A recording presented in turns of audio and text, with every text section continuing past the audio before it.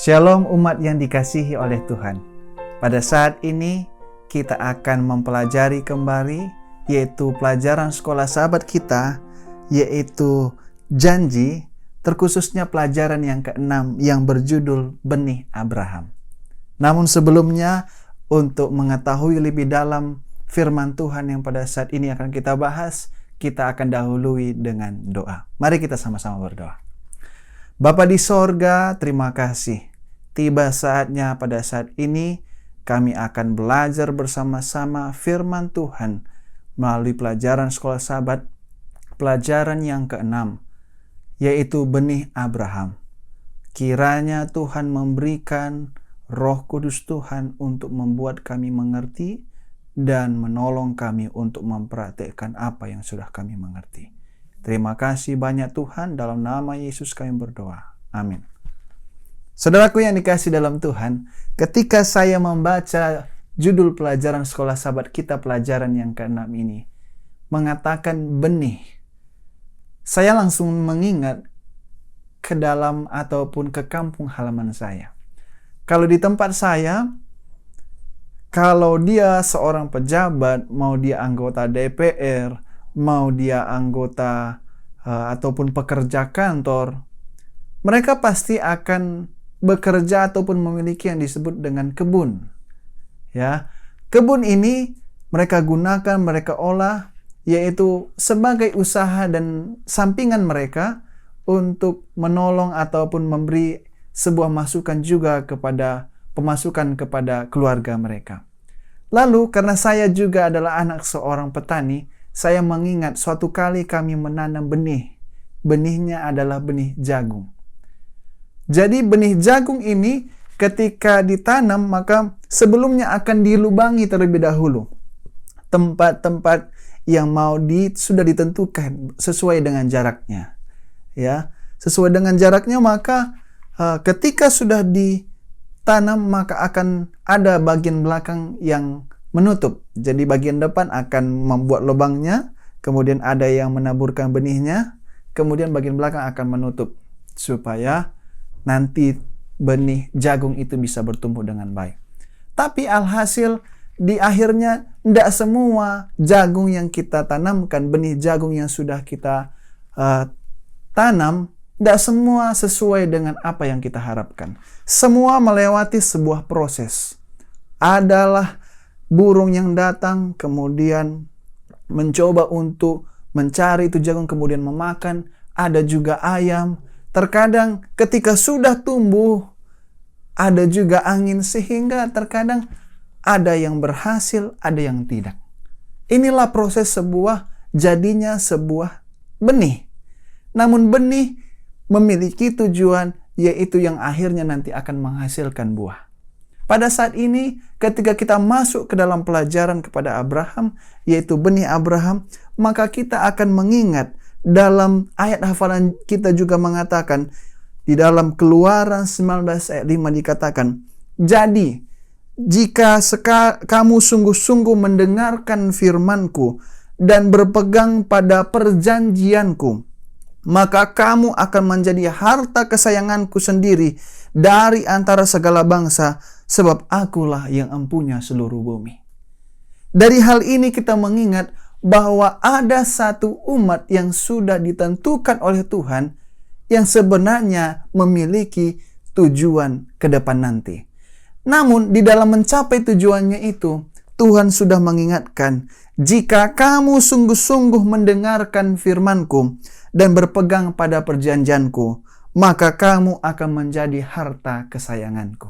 Perhatikan, Tuhan bukan hanya memberikan ataupun mengarahkan untuk mencapai tujuan itu, tapi Dia juga memberikan sebuah syarat. Kalau kita memperhatikan, ketika Tuhan memilih satu bangsa, yaitu bangsa Israel. Kalau dalam Ulangan 7 ayat 6 mengatakan, sebab engkaulah umat yang kudus bagi Tuhan Allahmu, engkaulah yang dipilih Tuhan Allahmu dari segala bangsa di atas muka bumi untuk menjadi umat kesayangan. Ketika kita belajar bagaimana cara Tuhan memilih umat ini, yaitu benih Abraham tadi itu, dipilihnya bukan berdasarkan ada kelayakan di dalam bangsa itu. Kalau kita belajar juga di dalam Yehezkiel 16 ayat 8 juga menyebutkan bagaimana kondisinya ditemukan telanjang.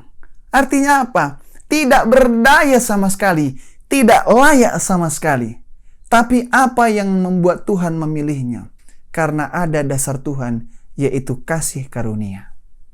Kasih karunia itu Tuhan yang tidak bisa digambarkan sebagaimana besar. Itulah yang membuat Tuhan memilih bangsa yang sama sekali tidak layak. Tapi di dalam benih ini tujuannya hanya satu. Terkadang ketika ada sebuah perjanjian, ketika dipilih seseorang, akan diadakan perjanjian. Tapi perjanjian ini akan menguntungkan kedua belah pihak. Tapi ketika Tuhan telah memilih bangsa Israel, tampaknya tujuannya lebih besar kepada keuntungan umat manusia. Itulah sebabnya ketika kita mempelajari perjanjian ataupun benih yang sudah ditentukan Allah, kemudian diadakan sebuah perjanjian, maka Tuhan mengajari bagaimana mencapai supaya perjanjian itu akhirnya diperoleh oleh pihak lainnya, yaitu umat manusia. Ada syarat yang diberikan oleh Tuhan, yaitu dengan iman yang menghasilkan penurutan. Ya. Lalu kenapa kita mungkin bertanya, kenapa sampai Tuhan memberikan syarat? Bukankah kasih karunia membuat kita bebas? Tapi dari hal ini kita mengerti bahwa syarat itu ternyata dapat membentuk kita punya karakter. Kenapa Tuhan menuntut penurutan? Karena disitulah karakter kita akan dibentuk seperti karakter Yesus. Oleh sebab itu, makanya Tuhan ketika memberikan sebuah perjanjian kepada umatnya, termasuk pada saat ini kita, Israel modern, umat kesayangan Tuhan, dia tetap minta untuk ada iman yang menghasilkan penurutan. Sehingga apa? Kita semua memiliki tujuan. Kita semua memiliki goals ke depan. Goals kita bukan hanya pada standar duniawi saja. Ya, kalau mungkin di dunia ini kita punya tujuan, kita akan menjadi orang kaya, kemudian akan bisa menikmati hidup selama di dunia ini. Tapi ketika pada saat ini Tuhan memberikan tujuan kita adalah, kalau nanti kita akan mempelajarinya, yaitu kehidupan yang kekal. Kehidupan yang kekal. Tapi ketika Tuhan sudah menawarkan sebuah janji dan tujuan manusia itu, apa respon bangsa Israel kuno? Mereka memilih tidak mau mendengarkan. Yeremia 11 ayat 8 katakan, tetapi mereka tidak mau mendengarkan ataupun memperhatikannya. Ini yang menjadi masalah yang terjadi pada umat Tuhan pada zaman Israel kuno, bahkan pada saat ini. Banyak umat Tuhan yang sering mendengarkan tapi tidak mau mendengar dan tidak mau memperhatikan amaran Tuhan. Inilah yang membuat kita pun akhirnya buyar pandangan terhadap tujuan kita. Tapi ingat, inilah pekerjaan daripada iblis, setan. Untuk apa? Untuk membuyarkan pandangan kita untuk melihat kepada tujuan kita. Dia akan mengerjakan tipu muslihat yang begitu luar biasa sehingga kita lebih senang kepada kesenangan-kesenangan duniawi kita sendiri. Akhirnya apa? Akhirnya kita lebih memilih untuk tidak tunduk pada perjanjian antara kita dengan Tuhan, yaitu sebagaimana seharusnya perjanjian itu diperoleh dengan penurutan. Ya, tujuan kita itu hanya dapat diperoleh dan dihubungkan dengan penurutan.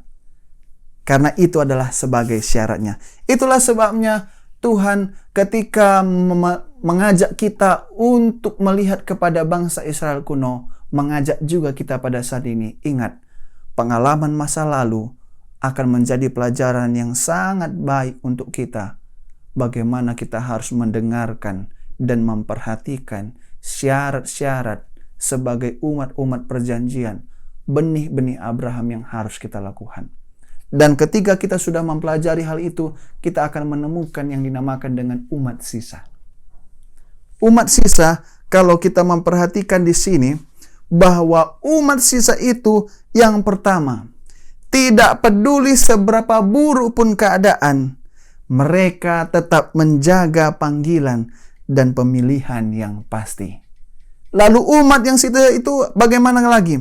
Umat yang sisa itu tetap berusaha memelihara sebaik yang mereka dapat lakukan. Sampai akhir perjanjian itu, mereka akan perjuangkan itu. Bagaimana lagi umat sisa itu? Umat sisa itu tidak melemah imannya meskipun orang lain memberikan contoh yang tidak baik. Umat Tuhan yang lain memberikan ataupun oknum-oknum di dalam gereja memberikan contoh yang tidak baik, maka dia tidak akan mundur dari kebenaran itu. Inilah umat sisa.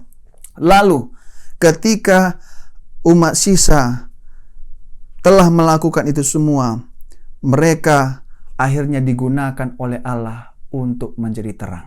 Jadi kita perlu ingat, ketika Tuhan sudah memilih kita menjadi benih Abraham, tidak lain dan bukan kepentingan lain, yaitu untuk menyelamatkan dunia. Ingat, ketika kita dipilih menjadi umat Tuhan, termasuk ketika kita menerima baptisan itu, kita punya tanggung jawab untuk menjadi terang kepada dunia. Kita harus membawa jiwa kepada Kristus. Dan akhirnya saudaraku, selain itu juga karakter kita dibentuk dan akhirnya kita dipersiapkan untuk kepada kehidupan kekal. Dan dari situ maka pola pandang kita akan berubah. Cara pandang kita akan menjadi seperti Kristus.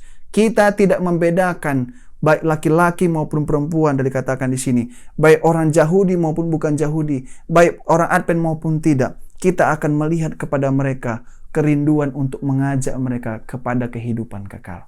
Itulah sebabnya yang menjadi pelajaran hidup bagi kita pada saat ini. Di dalam pelajaran ke-6 dalam judul Benih Abraham, kita adalah umat yang sudah dipilih oleh Tuhan, dipilih untuk diselamatkan dan dipilih untuk menyelamatkan. Jangan biarkan kuasa setan ataupun tipu muslihat setan membuat kita tidak melihat kepada tujuan akhir kita, yaitu hidup kekal, sehingga kita sekarang berleha-leha. Tapi ingat, kita harus menjadi umat sisa yang setia, seperti tadi yang sudah kita dengarkan. Bagaimana menjadi umat sisa yang selalu setia meskipun keadaan buruk di dalam sekitarnya, tapi dia tetap setia kepada Tuhan. Dan akhirnya dia menjadi benih Abraham yang bukan hanya mendapatkan keselamatan, tetapi juga dapat membawa orang lain kepada keselamatan di dalam Kristus. Demikianlah pelajaran sekolah sahabat kita ataupun rangkuman sekolah sahabat kita pada saat ini. Kiranya pelajaran ini menjadi sebuah renungan dan kita akan terapkan dalam kehidupan kita. Untuk itu, mari kita tutup dengan doa. Mari kita berdoa.